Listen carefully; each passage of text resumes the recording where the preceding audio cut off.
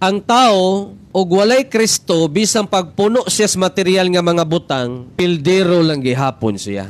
Atubangan sa tao, kumpleto na siguro siya mga kaigsunan, pero atubangan sa Dios, empty lang gihapon ang iyang kinabuhi. Wa may nakasulod nga Kristo, wala may nagkupot nga amahan, wala may nagsilyo nga bala ang Espiritu. Unya mahimo kang victorious Christian?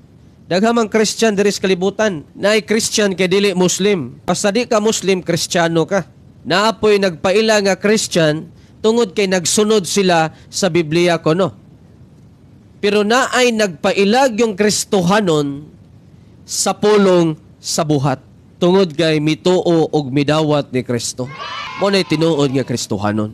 Dili kay muingon ka nga Kristiyano ka, kay membro ka ni anang simbahana. Ang pagka-Kristiyano, ang pagka-Kristohanon, wala mag-agad sa usa ka pundok.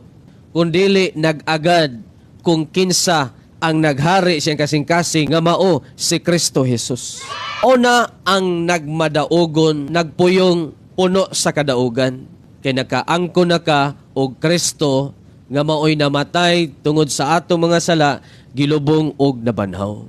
Diha magsugod ang Kristohanong kadaugan or kinabuhing puno sa kadaugan.